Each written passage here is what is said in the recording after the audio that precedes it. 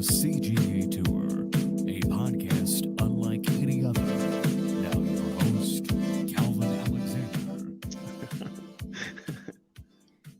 Welcome back here to the latest episode of the CGA Tour podcast. As always here, I'm your host, Calvin Glen Alexander, joining you on this lovely Wednesday evening with fantasy football guru, Colton Davidson. Colton, yeah, what's up? What's up, Calvin? I'm really excited to be here. I'm excited to talk about the NFL the last 2 weeks and what's going on. I'm excited. Yeah. Hey, always glad to have you on. Back on again. Back at it again with another show.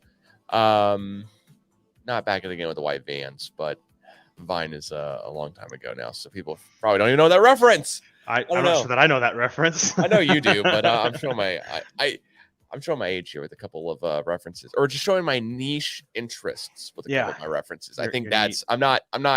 It's not an age thing. It's just a niche references with a couple of my references.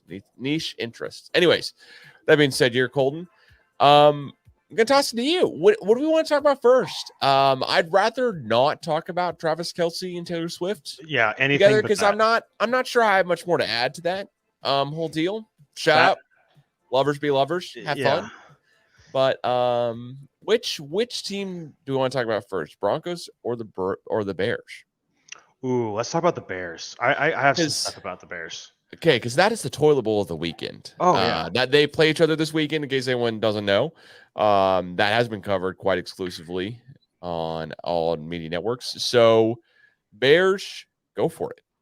Yeah, so the Bears last week, just to kind of begin things, the quarterback called out that the coaching staff was making him think too much, that it was all their fault. Then everybody was like, oh, well, we kind of looked at some more of the context of the situation. It was like, no, I think I'm just thinking too much, but still not a great look. The facility was broken into, $100,000 worth of equipment was stolen. Then the defensive coordinator resigned halfway through the week due to health reasons, but there's been other reasons floating around out there that I'm not sure that anybody wants to report on quite yet. No one has anything. The GM called an emergency meeting or an emergency press conference to say everything's fine, nobody's panicking, which means everybody's panicking, nothing's fine. Then they go and they get slaughtered by the Chiefs. Travis Kelce and Taylor Swift is there in the stands to watch it all go down. And it is kind of clear. I have written down in my week 2 notes, are the Bears secretly tanking? And I think that answer is absolutely yes, that they're tanking. And I think neither team has any interest in winning this game on Saturday or Sunday. When you said secretly, I don't think it's, I think it could be a secret to them. I think they could be hiding it from themselves. Everyone else knows it's no secret. Yeah. Right. Like, and I mean that in the funniest way possible. The Bears, I want to ask you this. Which team in the NFL right now, you tomorrow have to take them as the team you're going to root for the rest of your life, for the next 50 years plus? Mm-hmm. Let's say you live to be 200, but you have to root for the rest of your life. Which team are you going, there is absolutely no way I would ever choose that team? I mean, it's probably the Bears are definitely top 5 because of how bad they're run and how they just have had no history.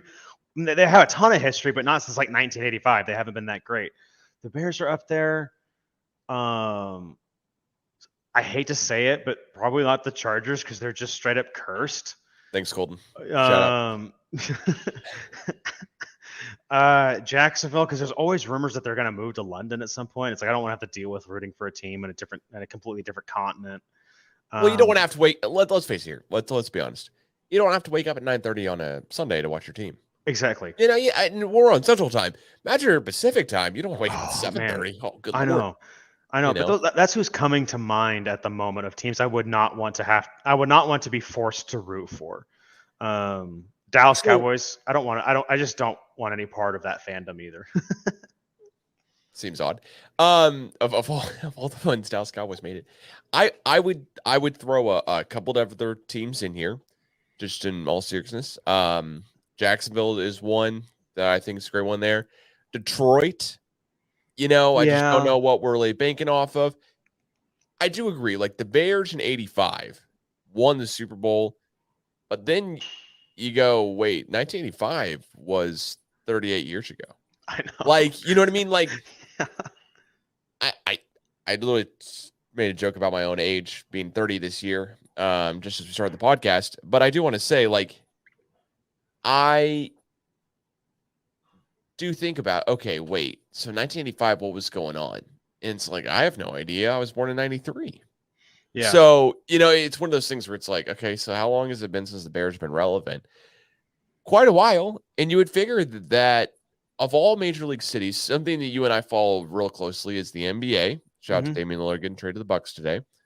But we talk about like small markets, big markets, how easy would it be to attract free agents to your city? Well, Chicago, like, I don't think the Bulls will ever be horrible for like 10 years. Like they'll always like be like up and like relevant. Seems like the franchise would always have money, the stadium, the city would always attract free agents, etc. Right? So in the NFL, it's odd that the Bears have been this bad for this long. But then I'm going in my head, I'm like, wait, didn't the Bears play in a Super Bowl since 2000? And yeah, they did. They had at the helm, they had Rex Grossman, oddly enough, right? Like it's just now Brian Urlacher was like the team, and I think in that Super Bowl, I think that was against the Colts. Yeah, that was the against the Colts. Yeah, and maybe wasn't that the one Devin Hester returned the opening kickoff, and that was the only score that they scored the whole game? The only touchdown they scored the whole game? I think so. Yeah. So it's one of those where, okay, would I rather be a Cowboys or a Bears fan since 2000? It's like, well, the Bears at least have been to the Super Bowl. Yeah. So like we can get into those contexts where it's like the Cowboys have 5 rings. Like, what would you rather be doing? Would you rather be a Chargers fan today or a Rams fan today? It's like, well, I can see the Chargers, winning a couple playoff games this year, whereas the Rams, like, who's on that team anymore? Yeah. But then again, 2020. So it's all relative. But of the whole like stoplight conversation I sent you about, the Bears are my team where I'm like, hit the brakes, red light, hardcore. It's just not changing to yellow or green in before next year. It's just not. I mean, Calvin, since I've been a conscious like sports fan, I think they've had one relevant year whenever Jay Cutler was there, and he they played the Packers in the NFC Championship game, didn't they? Anyway, it's just so weird that they can't put together a competent team or a competent office. Like, we're talking. I remember whenever Justin Fields first got drafted, not hired. He first got drafted. Everybody was kind of like, okay, this is. I remember reading an article. I think it was by Ben Solak at the time before I really knew a lot about the Ringer. It was one of the first articles I read about like, okay, here's like Justin Fields' strengths and here's his weaknesses. Here are like plays specifically that could help Justin Fields get used to and acclimate. Here's how to build off of it. And it laid out this really awesome plan of, hey, here's what he did at Ohio State. Here's all these things. And then be hard cut to like week whatever, whenever they're trying to win with Andy Dalton as quarterback. And they're just running an offense that completely doesn't fit anything that Justin Fields is good at. And then here we are 3 years later, and it's like they don't care about running anything at all. Because like I remember like 2 or 3 weeks in, he only has a couple of designed runs whenever that's what he's good at. And I think like legitimately, they're just trying to get him killed. They don't care. They just want to go after one like Caleb Williams, Drake May, or any of these other amazing quarterback prospects.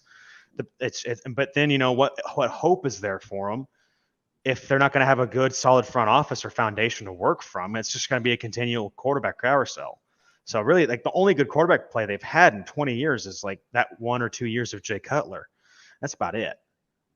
Yeah, in 2009, Jay Cutler became the quarterback for the Bears, and then in 2015, 2016, he was no longer with that was his last year as being a Bears quarterback. But that same year in 2016, Matt Barkley started 6 games, and Brian Hoyer started 5 games. Oh wow! Jay Cutler started the other 5. So like, I think it was looks like definitely some injuries happened to Jay Cutler. I mean, Jason Campbell started a game in 2012 for the Bears. It's just there are several bizarre things going on with the Bears organization. If I'm a Bears fan, the thing that really would make me scratch my head more than anything else is like, oh yeah, remember when we traded for Nick Foles and we also drafted Justin Fields? Oh yeah, remember when we traded up to get Mitch Trubisky? But like, I think that's the same draft that Patrick Mahomes, Deshaun Watson, et cetera, are all in. Yeah. But the question is, I don't know if Mahomes is Mahomes with the Bears. because they're like just they let it, he got to sit a year behind Alex Smith. He's with one of the best offensive minds ever in football. I just don't know that Mahomes is who he is today with the Bears. I mean, is he better than Mitch Trubisky as a prospect? Probably. But anyway. Yeah, I totally agree with you. I mean, is Mitch Trubisky, if Mitch Trubisky had been drafted in the exact same situation that, Patrick Mahomes had been drafted into, right? Like gets drafted by the Chiefs. Trubisky started 1 year in college. So gets drafted by the Chiefs, sits a year behind Alex Smith, then has Andy Reid at the helm. You and I may be talking about a totally different situation. We might be saying Mitch Trubisky is the face of Madden and the face of the NFL for the next, and he's throwing passes to his superstar tight end who's dating the biggest icon in the entire world, right? Like, I mean, we really could be, but as much as I would love to like talk about alternative timelines, shout out to Community TV show, but I would rather say this: the Bears to me are not doing anything special. Like the Justin Fields year, that year they drafted him, I like it. Good pick. Like, didn't have any issue with it. And now with Justin Fields, I'm like, okay, so the Bears were supposed to be better this year, but like, why? Yeah. You know what I mean? Just why? Like, why? Like, they got DJ Moore. Okay, cool. They got, I mean, we know as Oklahoma State fans, they at one point have had Tevin Jenkins on, their roster. They tried to at least get some offensive line help. The offensive line position there. I just have so many questions about like their quarterback history, basically going back to 85. It's almost the same thing I have about Oklahoma State. Like, what's the quarterback idea here? Because if you're going in and you're like, you know what, we need a quarterback for our future. All right, well, you know what? You took Justin Fields. He arguably, coming out of college, could have been known as the best quarterback in the draft. Arguably, right? Like, there was a real debate. There was like real debate, like for a hot minute, like Fields or Lawrence, and then like Lawrence, once they kind of got into the draft process, I was like, no, Lawrence is way better. That was the Wilson was there too. Yeah, Wilson was in there too, and I think a lot of people that I was listening to, and what swayed me was I was definitely more Justin Fields over Zach Wilson, like for sure. But Trevor Lawrence is the best of that group. But there was like a hot minute there. Was like, wait a minute, is Justin Fields a little bit better than Lawrence? But anyway, it's just bizarre to me because we're talking about Justin Fields, a guy who, correct me if I'm wrong here, but did not win the Heisman. No, right? Like, but you know what we're going to say about Trevor Lawrence? Also didn't win the Heisman. And, both of them are amazing prospects coming out of college. Fields' measurements coming out is pro quarterback size, height, all that type of stuff. He's 6'2", he weighs 225. I mean, he's almost got the exact same, height and weight that Donald Trump does. So that's kind of bizarre. But with all that being said here, he's like supposedly an amazing quarterback. Yeah, I mean, he played in 12 games for the Georgia Bulldogs. Didn't start a game, but played in 12 of them. And then he transfers to Ohio State, plays in 14 one season. Next season plays in 8 because it's a COVID year. And we're all kind of going, well, that seems odd because he's going to be a second stringer behind Andy Dalton. All right, well, that seems odd. But there's just so many things here. Oh, that seems odd. Oh, okay. Well, it could have been better. It could have been worse, whatever. But like, is Justin Fields ever been set up for success? Maybe that's the key question we could say. Is there a worse situation to get drafted into than the team that knows they need to be bad consistently just to get more talent on the roster? Like Justin Fields, we're going to throw you into the fire, but not really start you. Like, you need more starts, but we also don't want to start you for starting Andy Dalton, and we don't really even know what we're doing. And then all of a sudden it's like, okay, well, hey, we really need you to be better. Well, last year in week 9 against the Dolphins, he set the NFL single game regular season record for quarterback rushing yards. So, let's play into that. Let's play him more like, basically let's play him more like, I've got some dogs messing around here, but let's play him more like, Jalen Hurts, but Yeah, it's not working that way too. I mean, there's totally this blueprint now of how to make a running quarterback work in the NFL. Just like, how are you a franchise like existing in the NFL right now where you don't look at, okay, we just drafted a quarterback who's not the strongest passer. Like, there's talent there, there's this basis there, but what's he really good at right now? He's good at running. Okay, well, let's just open up 2019 Baltimore Ravens film. Let's watch what did the Eagles do with Jalen Hurts when they almost won a Super Bowl. Let's look at all these other things that like worked for this guy, and let's build a system that works for this guy. And then like that's what like some of the best coaches do is they're able to, how do I get my guys in the best position? It just seems like the Bears keep hiring coaching staffs that they have a type of player in mind that they want, and they just continue to build. They want him to fit into their system. For example, Chip Kelly, like he kind of goes out and he finds people that fit in his system. You can kind of think through anything, and then like kind of look at what the guy that got hired on for the Colts, and he's just basically thrown everything out the window. Is like, hey, what's going to work for Anthony Richardson, and we're going to do all of these things to make it work.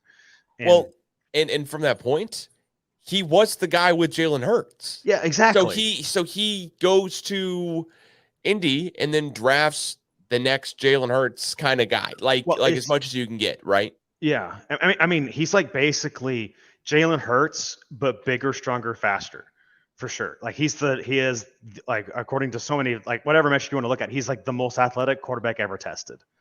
Yeah, in the NFL, like it's insane. And so it's like, let's just go get Jalen Hurts, but he's probably even better.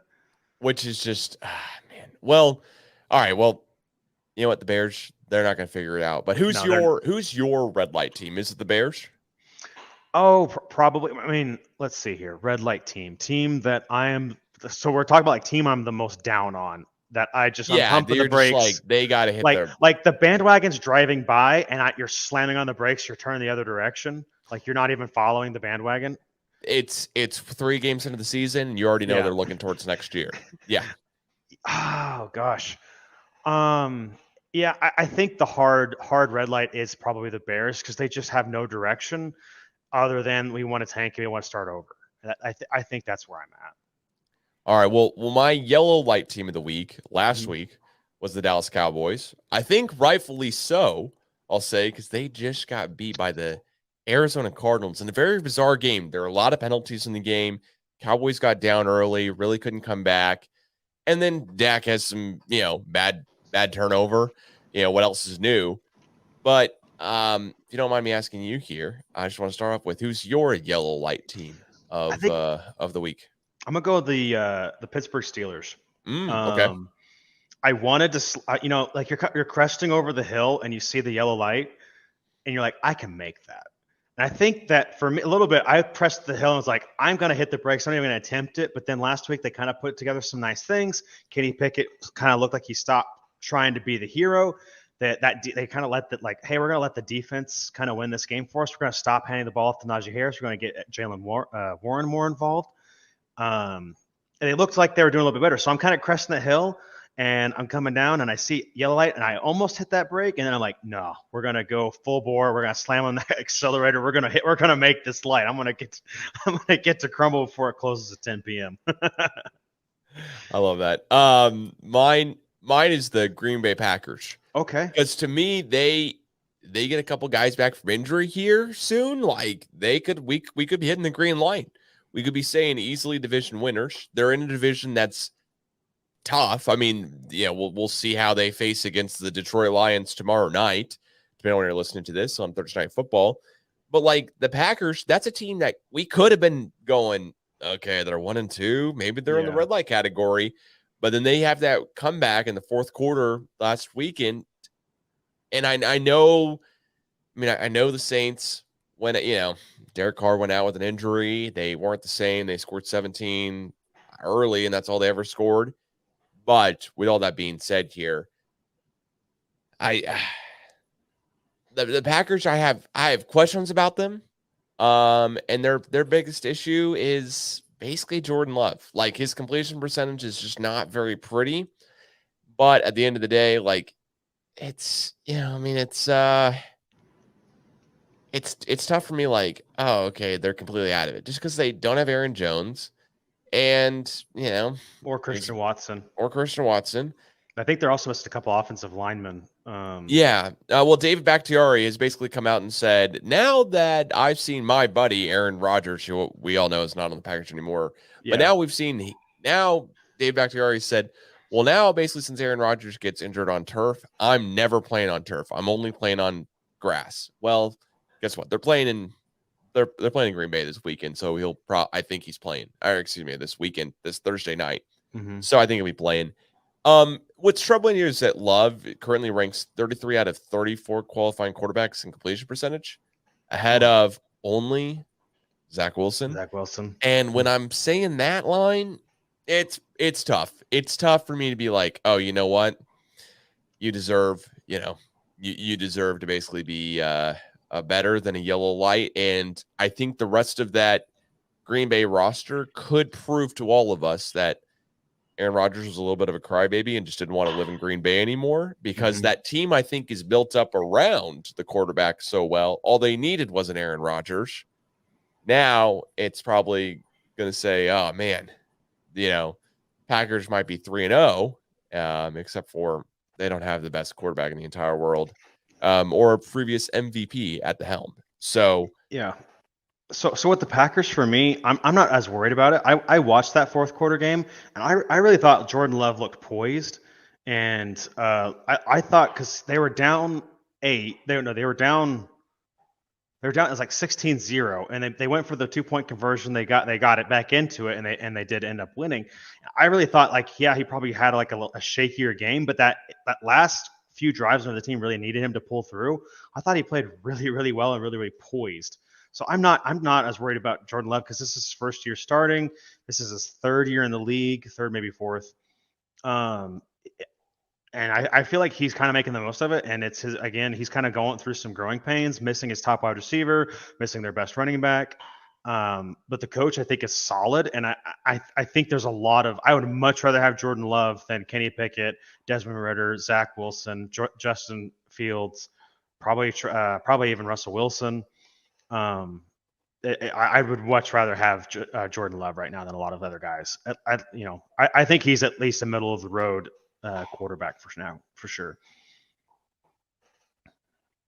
I don't think he's horrible, but I think he's what's currently holding them back the most. Would you rather have Jordan Love or Mac Jones? Oh, I think Jordan Love. That's actually, I mean, yeah, I think Jordan Love right now. I wanted to ask you about Mac Jones. Oh, go on. Yeah, so I'll just go and do it right now. Yeah. You've got to pick one of these 5 quarterbacks for the rest of this year, right? This scenario. It's Jordan Love. Okay. Justin Fields. Okay. Jared Goff, Mac Jones, or Kenny Pickett. And I know the Jared Goff one's a little bit, but yeah. I think I'd go Goff, Love, Mac Jones, Fields, and then Pickett, then Fields. I think that would be mine. Goff has proven he's gotten a team to the Super Bowl. Then that team kind of figured out his warts and his flaws and said, we don't want to work around it anymore. We want to go get a bona fide guy who can just make it work. And Matthew Stafford. I think that Goff has probably the best offensive coordinator. He's probably got the most talent around him to succeed. He doesn't have to be a hero. He just has to distribute. And I think he's really pretty good at it. So there's that. I think Jones has the best head coach. A also solid offensive coordinator. That team is just solid, it seems like to me. And he's got some good supporting cast. And then Mac Jones probably, I don't know that Mac Jones helps you win, but I don't know that he hurts you. Does that make a lot of sense? Yeah, I don't think Mac Jones is horrible. I think he's a starting quarterback in the NFL, but I don't put him in a top 15 category ever. Yeah, I mean, he also doesn't have a great supporting cast. There's not that receiving core doesn't have a bona fide number one. The running back is fine. The offensive line's fine. The offensive coordinator is also fine. He's a proven offensive coordinator, but he's not mean, he's not innovative. He just kind of gets the job done. And, that's kind of what all New England needs is to get the job done and let the defense win.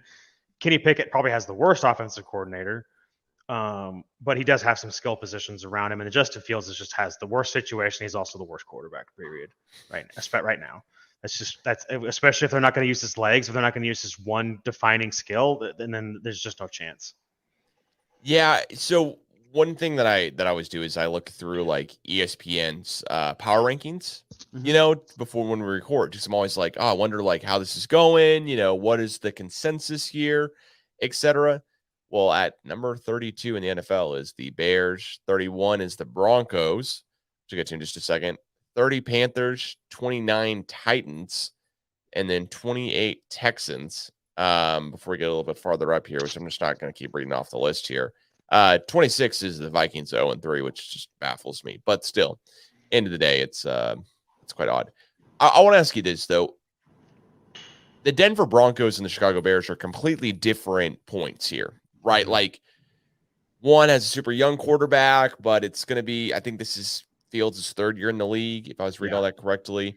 The other one has Russell Wilson, who I think we could see being benched here before too long, just because they may want to just see what Jarrett Stidham's got. Yeah. And I don't think Sean Payton's going to be at the helm of a team that just sucks. Like, I don't think Sean Payton's going to be like, oh, I'm going to be, basically be the coach of a team that's just is no matter what, just going down the tank. So I'll ask you this one here too. Which would you rather coach, for the next, like, however many years here? Bears, Broncos, Panthers, or Titans? I think those are the four. Which would I rather coach? Mm-hmm. So I think I'd go Panthers because, like, Bryce Young he's got a rough couple of weeks. He didn't get to play last week with an ankle injury. Andy Dalton started instead. I think he might miss this week as well. He's in a rough situation, but I think that's probably the best quarterback situation, because if you just look at him at Alabama, and the talent level is he'll probably never have the same talent level as he did in Alabama, but he just had so much poise and he could make all these different throws, and he was making highlight reels, winning the Heisman, which, again, Heisman winning is not like super translatable to NFL. But it's an indication of how good were you in comparison to your peers. And clearly he was one of the best college football players that year. But I still think that there's something there, and with size concerns aside, there's enough there that you could build around him. And the season's not gone the way that a lot of people thought it would. But they also don't have like a great supporting cast and gotten rid of like the only real weapon that he had. That's probably where I go. The Broncos, it's so weird that they had such a good defense last year. I guess they got old and lost a couple major players off that defense, and obviously the coach. But it's kind of weird that they were that bad to give up 70 points on Sunday. But I don't really foresee them continuing to be this bad. I think Sean Payton should have too high of a floor to let that continue, but maybe they're also supposed to get their pick this year. So maybe this is the signal that, like, screw it. Let's see what Stidham has. Let him get some film out there, see what kind of happens. And maybe we can get into like this top 4 or 5 pick and get a quarterback next year. Maybe that's their idea. I'm not real sure, but I think roster wise, I'd go best quarterback. And I think that the Panthers have something there that they may or may not be tapping into effectively. All right. Well, no, I mean, I think that's all. I think that's well put. Let's move on here to the green light, though, as we finish out the spotlight before we get to kind of my favorite segment we've got coming up here on the player comp versus the pickup hoops before we end out this episode. So, green light, who's your team off the top of your head? Man, it's probably too much hype coming off the 70-point game, but the Dolphins are like, I just basically think they have the ugliest colors in the NFL. So I told my wife I wanted a Dolphins hat, and she gave me a hat, and then they got good all of a sudden. So I've kind of been loosely following the Dolphins for a few years, and they got good. They have a really, really fun offense, one of the best offenses to watch in football. Mike McDaniels is hilarious. He's a man of the millennial for sure. He's awesome. It's really cool seeing Tua succeed the way he is, seeing Tyreek Hill succeed the way he is. doing all these really innovative things on offense, using the motion to basically put the defense on their heels constantly. And yeah, they're not going to put up 70 every week. They still have to figure out the defense and how well will this offense translate in the colder months. How well will it translate in the playoffs remains to be seen. Can Tua stay healthy? But right now, it's just a lot of fun to kind of be rooting for the Dolphins and this thing that we haven't really seen in the NFL before. That's kind of where I'm at. Yeah, mine last week was the Niners, and I try to choose a new team every single week. Right now, it's hard not to pick the Dolphins, though. I mean, 70.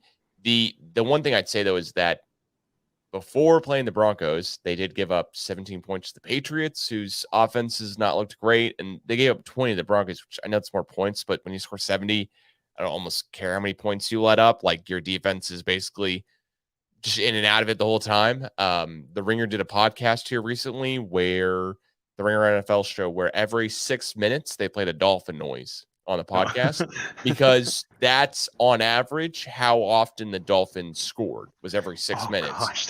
So there are a couple times where like they're doing it, and it's one of those where like if I was that good at like editing and on the fly doing it, would we do something like that maybe in the future here? Yeah, well, maybe we should be like that one family on Twitter that was announcing that they do a shot every time the Dolphins score, and everybody's like, "Are they alive? Did they make it through that game?"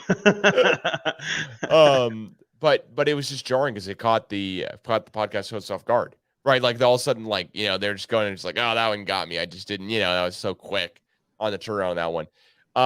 But the Dolphins, I mean, they gave up like 34 points to the Chargers. You're right. That defense definitely is something that's a little interesting. Their point differential for the Dolphins isn't great. Then again, you know what? They've got an actual test this weekend at the Bills. So yeah, that's gonna be a big game. Well, we'll see. And after this Bills game, like when they play the Giants and the Panthers at home, then they go at the Eagles, which I'm already circling October 22nd on the calendar is one of those like, all right, you know what? I think that's Sunday night football too. Yeah, that'll be a great one. Barring, everyone stays healthy, etc. So green light team here for the rest of the Dolphins. All right. So we're going to end this one out here. I'm just going to let you kind of go ahead and debut the segment here, explain however you want to, but I think it's beautiful. Okay. So we were going to, basically the idea was we're going to just describe NFL player performances via pickup hoop stereotypes. So I think everybody is going to get this one based off of I think it was the 90s sitcom or the 90s rom-com, Along Came Polly with Philip Seymour Hoffman and Ben Stiller, where Philip Seymour Hoffman and him are playing Yeah. Anyway, they're playing basketball and he's just chucking threes and like hitting the backboard stuff. So I have my first thing is the chucker, which I believe actually is a Seinfeld reference. But anyway, the chucker is I had Mac Jones throwing 42 times, only getting 230 yards. And I went and looked at Tom Brady, and he was consistently throwing for 40 plus attempts last year, his final season with the Bucs, and averaging like 300 yards per game. There's some 400 yards in there, then no touchdowns. And my thing was the chucker. He's just heaving it, just slinging it, and really not having any effect at all. All right. I love that one. Mine is the Mr. Wrong Sport guy. So it's the guy who, is playing basketball because someone asked him to, but he really plays football. Like his sport actually is, he's good at football. He's good running over people. But, when it comes to basketball, he's like, you're kind of just telling him like, hey man, play defense and pass. Yeah. And that guy, I think it's probably too easy to say already, but it's Justin Fields. Like Justin Fields should be playing running back or maybe basketball or something else, but it's Justin Fields here for that one. Okay, so we'll say we do 2 more each. We call it there. Yeah. Okay. So I think here's my next one. The surprise. You're like playing, and then you pause for a second, and you're like, hey, what's the score, guys? What's the score? And everybody's like going through it, and one guy holds up his hand. Oh, I've scored 2. And another guy holds up his hands. I've scored 1. And then one guy holds up his hands like, oh, I've scored like 11. And you're like, wait a minute, what? And you start like thinking through it. Like, yeah, he hit a 3 and he hit this and he hit a post up. And I think that's CJ Stroud. Is like you kind of like take a double take at his stats, and he's being amazing. I screenshot this thing from Rich. Prybar at Lord Reeves. CJ Stroud has been put in some undecidable conditions through some solid peripherals through 2 weeks. He has the lowest early down pass attempts in the NFL, but yet he has the most passing attempts on third down, needing 7+ yards. So he's had to throw a lot on third down, more than 7 yards, and he's 14 of 17, averaging 10 yards per attempt, and basically has been scoring a touchdown on 41% of the rate. So he's being asked to throw in a situation which the defense really need, or the defense is expecting pass, and CJ Stroud is killing it. So, and this was even before this was a stat from just the first 2 weeks.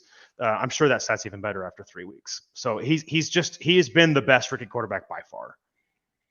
Okay. And he thought going into it was the worst situation. All right. I gotta say, I love that one for sure. Because you would not think that at all. My next one here is the old guy. Yes. At the gym. So, he's not always playing, every once in a while when you really need him in, he's good. He knows the fundamentals, but like if you use him too much, you just know he's not gonna be able to have it. Yeah. And that one here is Gardner Minshew. So he comes in for the Colts, last weekend. He's kind of got the, Napoleon Dynamite, what is it? Uncle Rico, I think, right? Type of deal where it's like, man, let's see what he's got here. But, he's on the roster. He can do something a little bit here or there. And so you go ahead and go, all right, Uncle Rico. All right, Gardner Minshew. Can you get in? Can you just get us some points here? Can you just survive? We just need to survive this game. Yeah. Our starters are out. Our guy didn't show up this week, etc. And Gardner Minshew here is the old guy at the gym. He's got some fundamentals. I like that a lot. I have an old man. Okay. I have an old man category. I said Tyler Lockett last week, or week 2. He had 8 catches, 59 yards, and 2 touchdowns. And you're just like, this guy's been in the league since I was in high school. He's just, and then they talk about he really knows how to take care of his body. He basically makes a catch and just immediately falls down so he doesn't get hurt.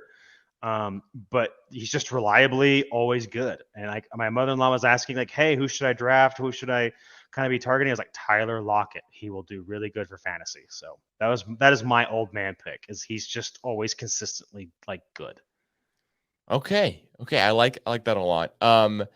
My one here is it's gonna be the guy who shows up at the gym, and you're like, that guy can't shoot. That's the guy I don't want on the team. Yeah. You're like, that's the guy that every single second everyone's playing. They're just like, we'll let that guy pull up from 3, every time. Look at his shot. He's basically the last one picked or second to last, because you just know he's a little bit better shape than other guys, but you're like, I don't think that guy's ever played basketball in his life. I mean, Yeah. did his dad come to the gym and bring him with him? And he went, I don't want to run on the treadmill today. I'll come play hoops, and you're just like, but he hits a 3 right in your eye, dude, has a game winner. He's just the most unexpected guy, unathletic dude, where you're like, oh, I've sagged off him the whole game. He maybe shot the ball twice, and each time it's been close, but you've been like, he's never going to make it, though. His form is just absolutely whack. He's not chucking it, but it's just, he never shoots the ball because his teammates don't even trust him. And that guy for me here is Josh Dobbs, because how in the heck did the Cardinals beat the Dallas Cowboys? How was Josh Dobbs starting in an NFL game when he was basically going to get cut? I mean, before he got traded to the Cardinals. And he wasn't even that good for Tennessee. And he was not that good for Tennessee at all. He could barely do anything. But now all of a sudden he can go out there and say, yep, so far this season, I've done this and this, and, I'm the, number 1 quarterback in the NFL, just beat the Dallas Cowboys and put up 28 points on him. And their defense, that was historic through the first 2 games. I know they lost Trayvon Diggs, but still, it's just like, all right. I've got one more. Okay, let's hear I don't know it. about Let's you. hear it. You've got one more here? I have the black hole, basically. Okay. Like you throw the guy the pass, and that you're never getting it back. The guy's either chucking a 3 or he's driving to the lane and has no business doing either.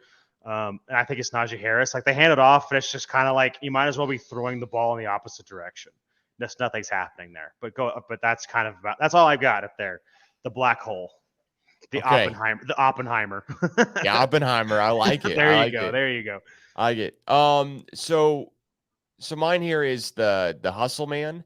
So he's not even that really good, but he just plays his heart out every single game, win or lose. He's going for it all every single time. He usually puts up pretty darn good stats because of it, gets his teammates involved.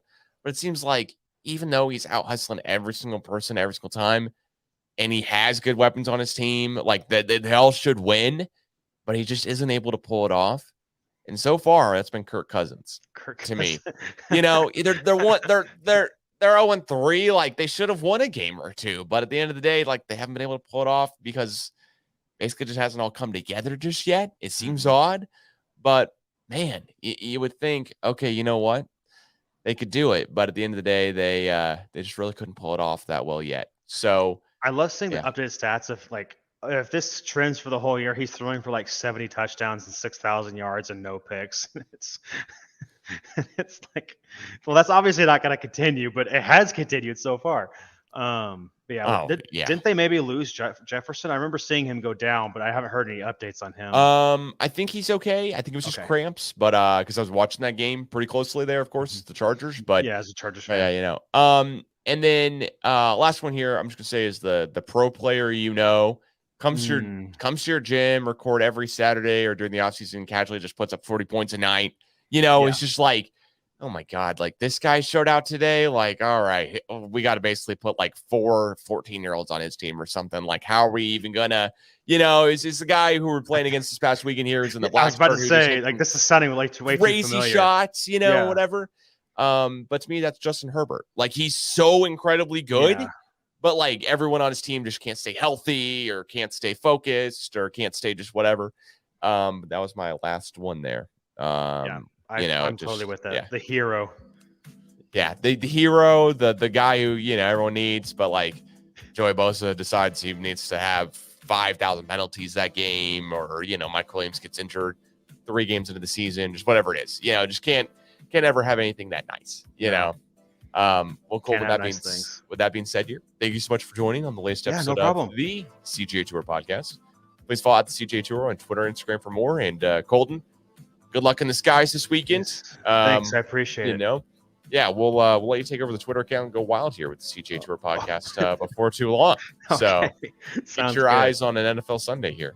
But thanks so much, and please follow out the CGA Tour on Twitter, Instagram, Spotify, iTunes, wherever you listen to podcasts. We'll catch you guys again soon.